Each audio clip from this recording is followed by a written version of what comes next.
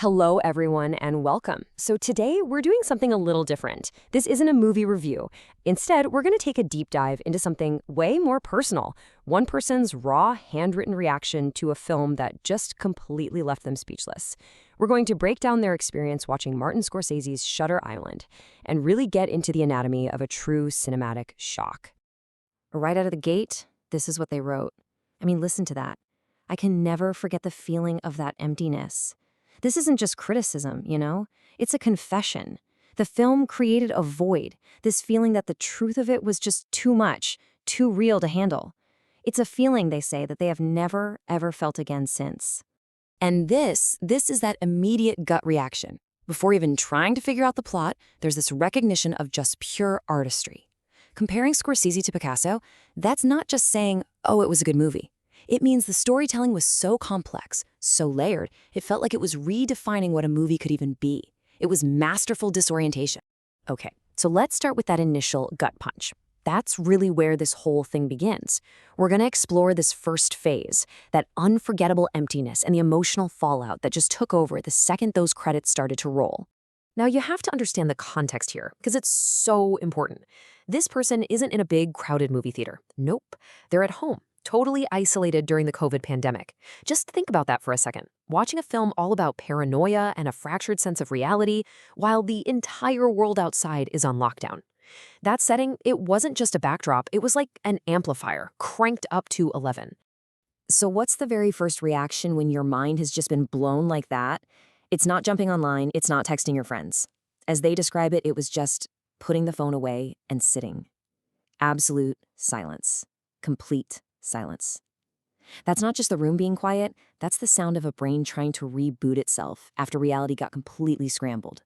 A total system shutdown. And that silence leads directly to this. The feeling is just so huge that words, they don't work anymore. I am speechless. I am out of words. And isn't that the sign of something truly special? When art just completely bypasses your ability to categorize it or explain it away? The movie didn't just tell a story, it delivered an experience so profound, it literally left them without words. But, that silence can't last forever. The brain just has to try and make sense of things, right? And that's when the shock starts to turn into this frantic internal dialogue. How the hell was I fooled? Where did I miss the signs? How did I miss it? This is the real turning point. The moment you go from being a victim of the plot twist to an active investigator, trying to retrace your own steps. So this brings us to the second phase of the reaction. After that initial wave of shock, you get the silence. And it's in that quiet space that the raw emotion starts to morph into this deep intellectual appreciation for what you just saw.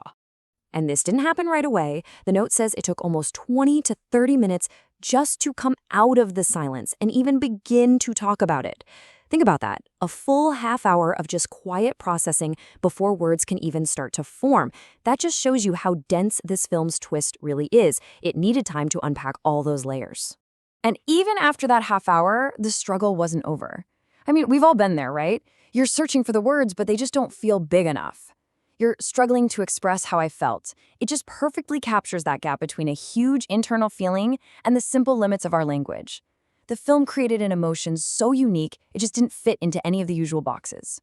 So, how do you bridge that gap? How do you finally find the words? Well, you start to deconstruct it. And this is where the experience shifts from just feeling the movie to actually analyzing it, appreciating the incredible, intricate machinery working behind the curtain.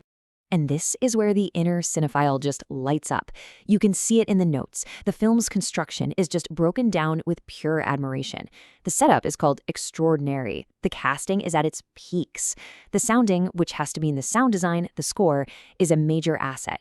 Editing is top-notch, and the flashbacks, well-written and executed.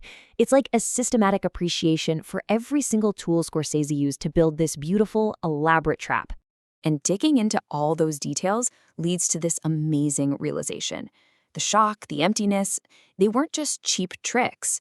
They were the result of incredible craftsmanship. And seeing that, in the author's own words, made me fall in love with storytelling. It's that perfect moment when being completely fooled doesn't make you angry, it just makes you respect the hell out of the magician. And of course, you absolutely cannot talk about this film's power without talking about its star. The praise for Leonardo DiCaprio here is just off the charts. You are the man who born to play as an actor in the movies. They even say they'd want to spend years just learning to act by watching him. This isn't just a good performance, it's a performance so convincing that it becomes the anchor for the entire illusion. We believe the lie because he believes the lie. So let's look at the anatomy of this beautiful lie. The author starts picking out all the clues that were hiding in plain sight the whole time. The cigarettes, the pills, the way everyone is constantly watching Leo's character. The storm, the escaped patient, it all adds up to one thing. Everything is a beautiful lie to make you feel like you're a maniac. It just shows how Scorsese uses every single detail, turning every frame into a puzzle piece you can only solve when you look back. All right, so after the initial shock, the long silence, and the deconstruction, what's the final verdict? Let's talk about the lasting impression this whole experience left and where it ended up in their personal Hall of Fame. To really put the film's greatness into perspective, there's only one other movie they can even compare it to, Fight Club. They call it the closest comparison, even quoting that iconic twist, "There is no Tyler Durden." I mean, when you put Shutter Island in the same breath as a movie like that, a film famous for its mind-bending story, you're basically elevating it to the pantheon of modern classics. And that comparison, that whole journey, it all leads to this one final, bold statement. After all is said and done, the takeaway is simple and powerful. Shutter Island is the GOAT suspense thriller, the greatest of all time. For this viewer, on that day, in that moment of isolation, nothing had ever hit them quite like this. It wasn't just a great movie. It set a whole new standard. Ultimately, this whole journey through one viewer's notes really just shows you the true power of movies, doesn't it? The ability to create these deep, personal, unforgettable experiences. That path from silent shock to profound appreciation is really what it's all about. And so as we wrap this up, I want to turn the question over to you. Which film left you completely speechless?